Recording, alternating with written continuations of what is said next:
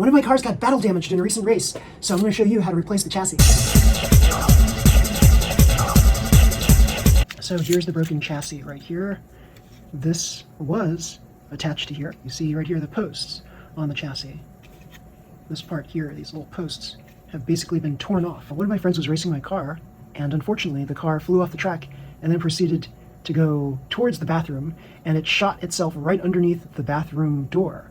And that somehow tore off the bottom plate. So we're going to try here to replace this old chassis here with this new chassis. So pretty cool. And you'll see that it's shaped differently, right? So the reason why I had this chassis like this was it's not a modification made by me. This was actually torn off in a race. And then I tried to duplicate that on the other side by just tearing it off on this side too, to make it symmetrical. So yeah, I didn't fare so well on this side. This side looks clean. Like when this was torn off, this looked so clean, as you see here. Unfortunately, I couldn't duplicate that same effect there. So yeah, it was a freak occurrence that this was like so nice looking. So here we have what the FMA chassis is supposed to look like. It has these parts attached to it. So we're going to have a slightly different approach of attaching these plates back onto this basically new chassis. This is a new chassis that was replaced by a friend who raced my car. So we're going to see what we need to do to move all this stuff here to here. Now you might think that it's relatively straightforward to just take things off and place them onto the new chassis, but there are some things to consider too. So we'll go through step by step on how to do all those things. So first thing I like to do is just take the cowl off. That's an important thing.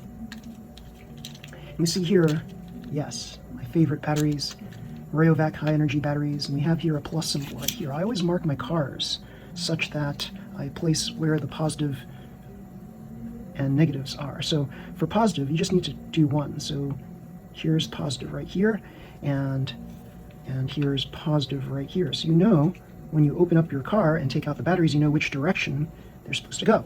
So yeah, you just need the positive. You don't need to put the negative down. The negative is obvious. The negative is where the positive is not at.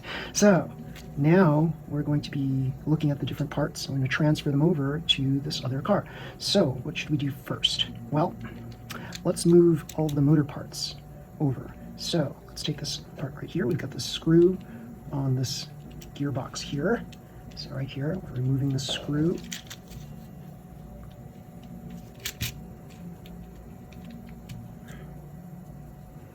And we're taking this gear cover off. Very straightforward. We are removing the blue gear. Now the hope is that once we're done with the replacement of the chassis, that it will churn out speeds as fast as the car was before. If it's faster or better, that's better, right? If it's a little slower, then there are other things that may have gone awry here. So let's remove this as well.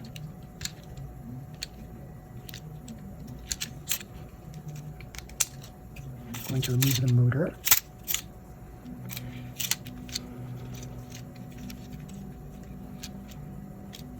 We're going to take this off. So far, everything is very straightforward.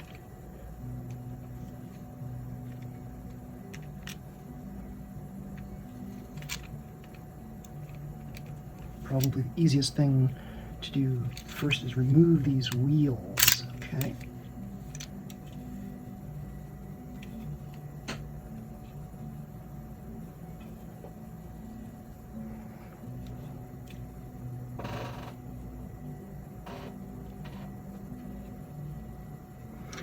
And don't forget, yes, the little palms, the palm bearings. So how do we remove palm bearings? We remove them carefully. So you have many methods of doing so. You can take this and you can push it against the inner lining right there. You want to push them out. There we go. Try not to disturb the center, right?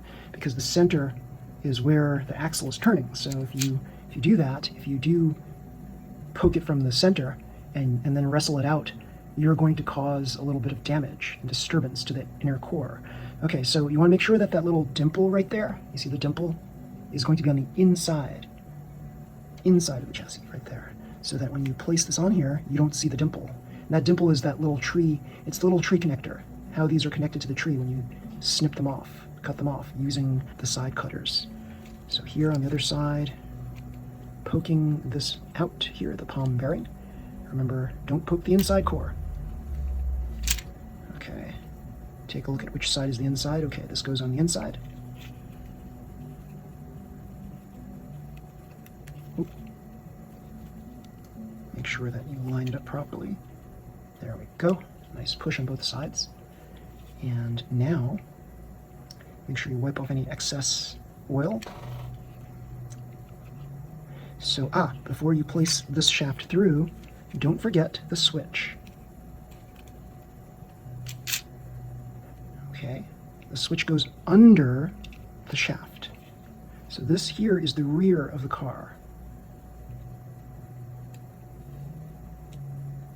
Okay, thread through the orange gear, out through the other side, wipe off any excess oil right here. You can use your fingertips. If you want to be a little more precise, specific, and get rid of all the oil, use your napkin. Good. And now, gently. So you can push it in all the way if you'd like, but what I'm going to do is use a wheel press to push everything together. Some of you have seen my wheel press before. So I hold these two wheels down with my index and ring finger flush against the left side, and I gently turn. 1, 2, 3, back. 1, 2, 3, back. 1, 2, 3, back. Shake. It's got a little bit of waggle. You can see the waggle right here. A little more. Not too tight. Loosen. A little bit of waggle. That's good. Okay. Now, where does this go here? Flip this around. Oh yes. Let me place this on. This is the switch and the contacts right there. Good. Now we do the front.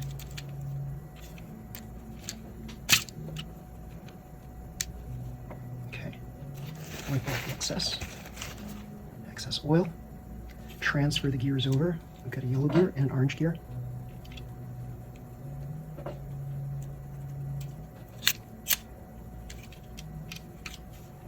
And we also need the palms. So again, using that method I just described, try not to disturb the inner core when you're popping these out. And the dimple should be on the inside. Here's the dimple. There we go. Other side.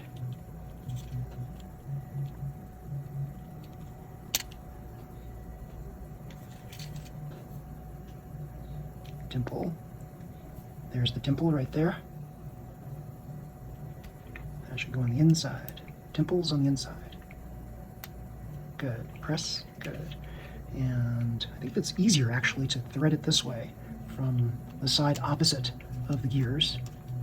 And then there we go. It goes in pretty easily. Wipe off the excess grease or oil. Good. And then start by pushing in gently. And then do the rest of the way using this wheel press. So here we go.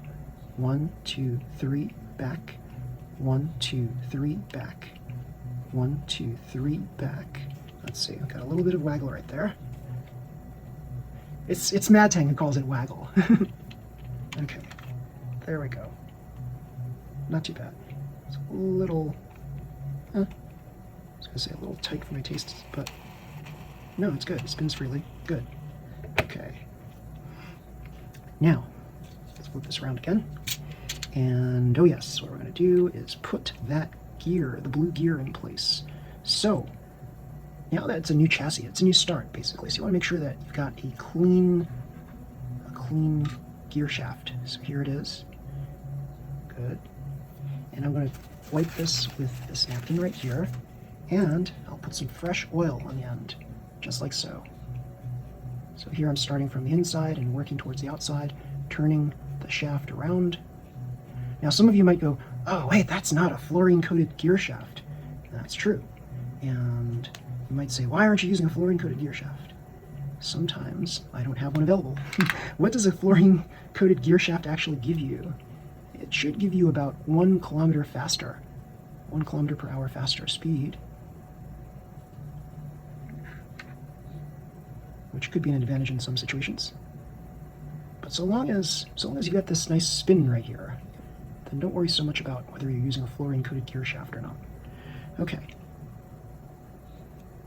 And sometimes, if you've got a really well-oiled gear shaft and gear, then you're okay already. Like, you don't really need the fluorine-coated gear shaft. Sometimes, if a car is a little too fast, that could pose a problem too, because you have to worry about trying to slow it down using various methods. But remember, you cannot teach speed. I would rather race with a faster car than a slower car, and then I could just dumb down the speed using various techniques. So here we go. This feels very smooth. I like it. So we're going to close it up now. Oh, before we close it up, let's just add a little bit of grease. So always use the mini 4-wheel drive F-grease. This is so much better than that stuff that they give you in the kits. So I recommend this stuff highly. And there you go. Just squeeze out a little at a time and just drape it on here like so. Turn the gear, squeeze out a tiny bit more, drape it on here. You're draping it on like 3-4 of the cog notches, and just keep doing this, keep turning it, drape it, 3-4 cog notches. So what happens if you miss one of the cog notches, one of these teeth? Probably nothing. Over time, the grease is going to spread throughout the whole cog, so you don't, or gear that is, so you don't have to worry that much about it. But if you're a stickler for things, you can always use a paintbrush and swipe the grease all over the gear.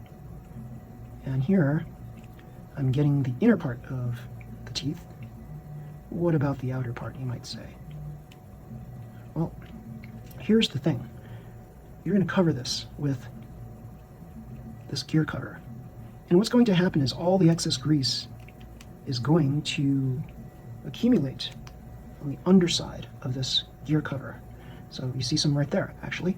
Let's wipe it off. So all of that stuff gets accumulated in that well right there. That's going to constantly place fresh, thin layer of grease all over this gear as this thing is spinning so quickly. I wouldn't worry so much about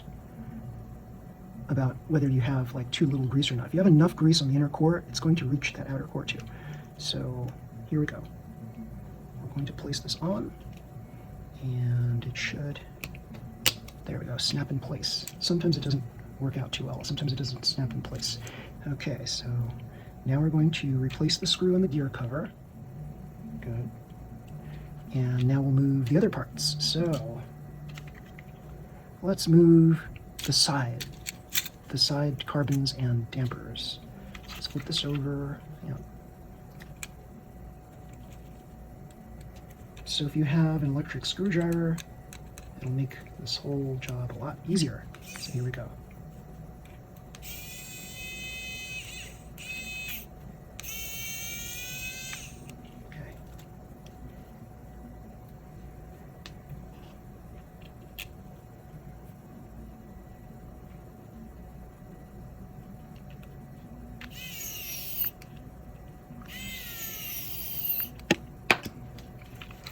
So you want to use the electric screwdriver to start the screw in, and then the finishing touch is to just use your manual screwdriver. I've seen some people complain about how things like this, the electric screwdriver, isn't strong enough or it doesn't have enough torque to turn the screw all the way in, and I'm like, you dummies, you could just like use it part way and then use your manual screwdriver. Nope, people don't seem to want to actually put effort into things anymore. People are like super lazy or something. So tools are meant to help you achieve a certain thing, not to do all the work for you. And I wish some people would understand that. It's like everybody just wants tools to just do everything for them, and it's just not that way, sorry.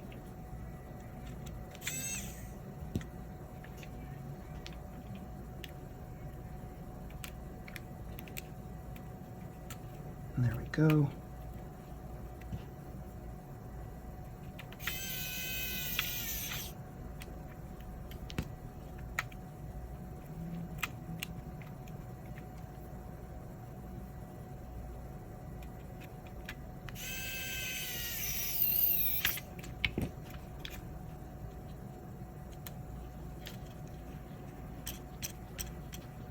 Unless you have carpal tunnel or something, there's no reason why you can't use a manual screwdriver to finish the job.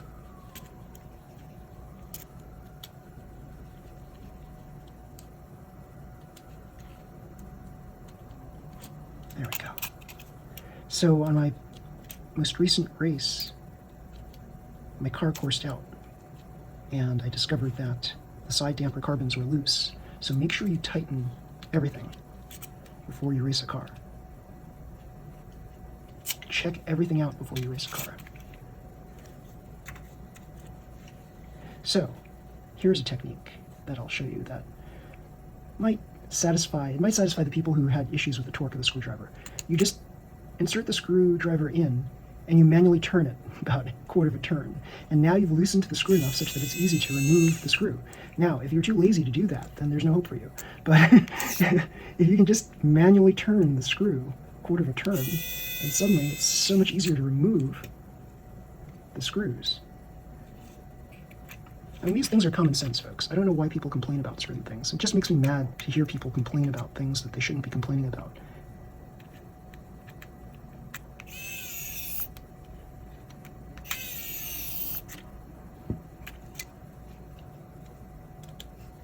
So there we go, finishing touches.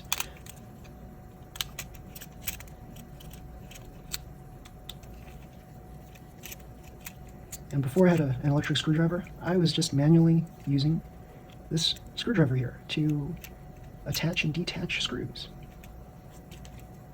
And I was happy. Now that I have the electric screwdriver, I'm much more happy, and I know that this new tool here is designed to help me, and I shouldn't rely on it 100% to do everything for me, because I still need to use the manual screwdriver where needed. Okay, so now we're almost done. We just have to remove this plate here. So here we go again. It's attached by just these two screws. So here we go, quarter turn. Quarter turn. Might be more than a quarter turn. Nice. Easy peasy. Okay. All right. I think we're done with this one.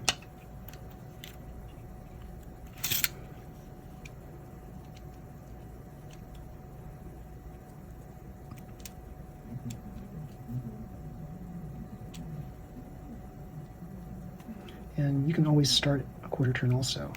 That'll ensure that you're inserting the screw in the proper hole, and then you can start driving the screw in about 3/4 of the way, and then the rest of the way you use the manual screwdriver. So I'm just alternating twists on each side. Is that good? Let's see. What's going on here? Do I like that?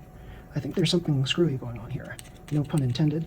And I think, yes, it's because I don't have countersunk screws. So that was one of the lessons I wanted to do with all of you guys. Countersunk screws. Why do we need countersunk screws? Well,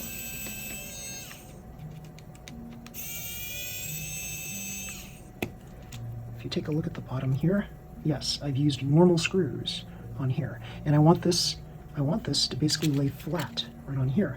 Now the situation wasn't quite the same on this one. I didn't need to countersunk or countersink anything because there were no wings on the ends here on this one. So now there are wings. I need to countersink these screw holes here so that I can replace them with countersunk screws. So let's do that. Let's remove the lock nuts on this.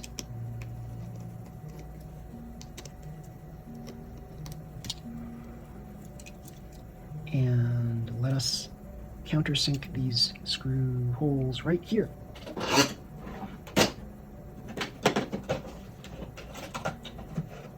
We'll be using our handy dandy countersinking device.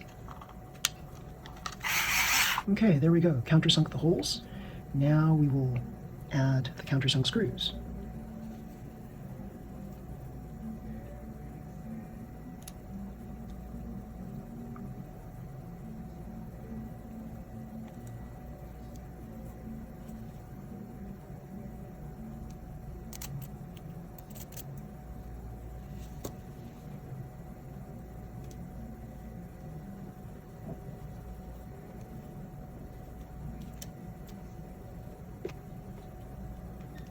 I think what I want to do is actually attach long posts on here, so long screws, so that I can then attach weights in the front, dampers in the front if I need them.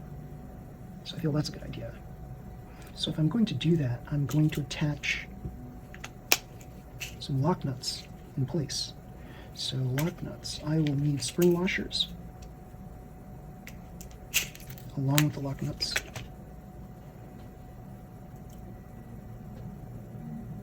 And I don't think it's a good idea actually to use these nylon lock nuts for that purpose, because once you attach the lock nut all the way down, by the time it gets down there to the very end, the nylon portion of the lock nut has been kind of worn by that point. So you don't really want to twist these nylon lock nuts onto any sort of screw for too much of a distance. They're not designed to be like attached and detached, and they're also not really designed to really turn on a screw thread for that long of a period of time. So it's important to just use them on shorter screw threads than longer ones. So here we go. I use my hand to basically bind the lock nut down, and then I will lock it in place using my screwdriver and lock nut wrench. So here is the smaller end. 1, 2, 3, tighten, tighten, tighten, tighten, tighten. Make sure it's not going anywhere. Don't strip the screw head. It's easy to strip the screw head. 1, 2, 3. Even on these countersunk screws, which are supposed to be stronger than regular screws. Okay, so here we go. This is nice. And we will place on the very top, we could put ball stabilizers on the top. So I chose the color dark gray for them. I can try to find the same color dark gray. I probably don't have dark gray at this point. Let's see. I do not. So I'm going to pick a different color. Let's say it's another color that I might like. There's dark gray. This is green right here. So I might pick this dark green. Eagle green. There we go. It doesn't really matter what color you choose.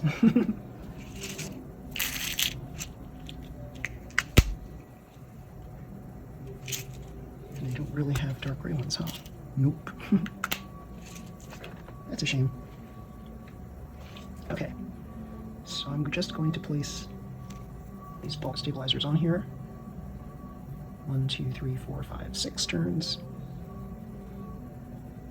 1, 2, 3, 4, 5, 6 turns. There we go. Now we can attach these items on here. Now this is laying flat on the front part of the FMA chassis. We start the screw in.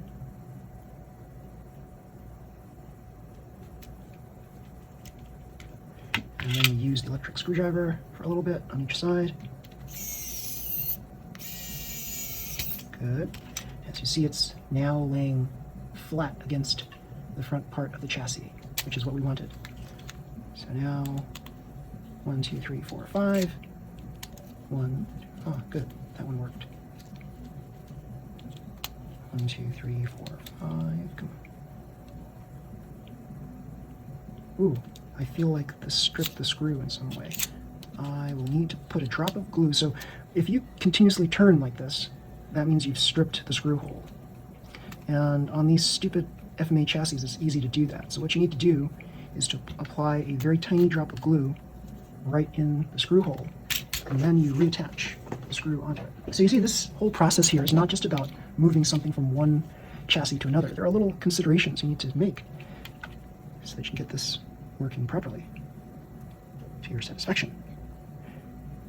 Very tiny drop, that's all that's needed. Let me try this again. Slide this back on there.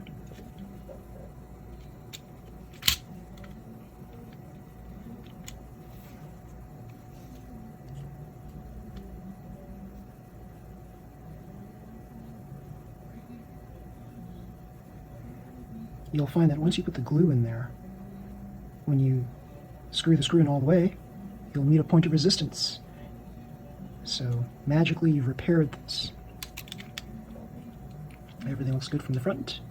Just make sure it looks even on both sides. Remember that this plate should be flush up against the front part of the FMA chassis. Okay, good. Now we insert the motor in place. Oh, wait. Duh.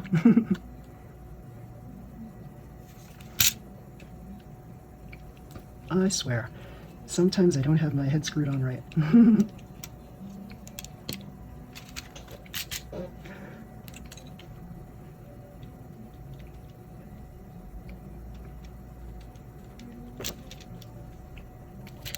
Good.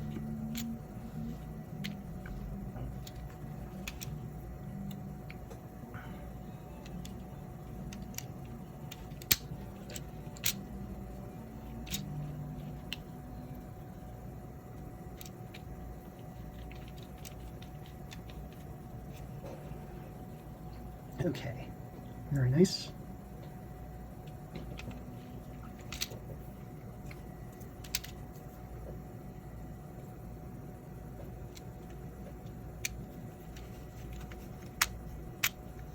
Nice.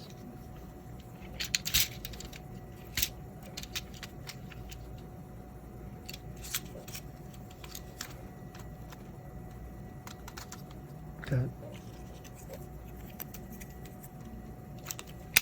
Good. Oop, this came out. Durr.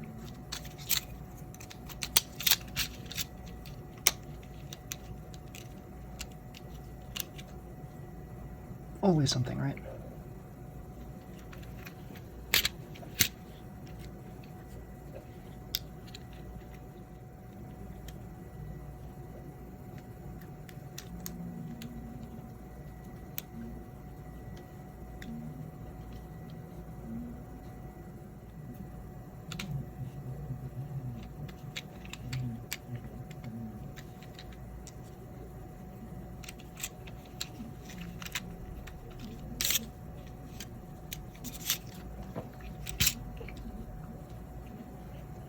Okay, good.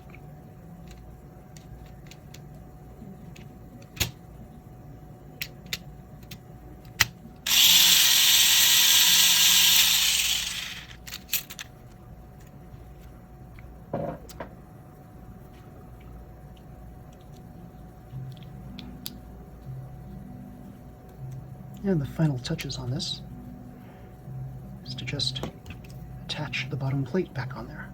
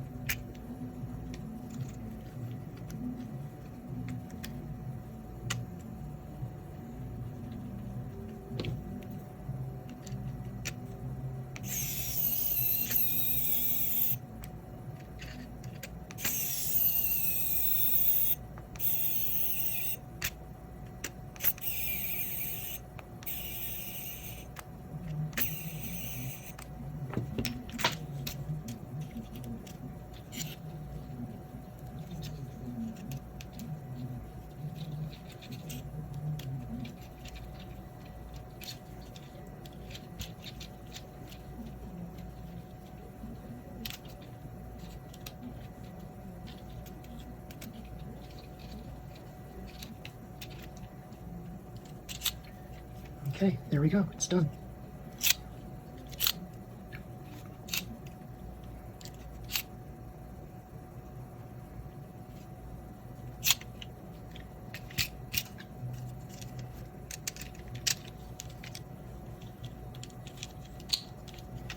Good as new.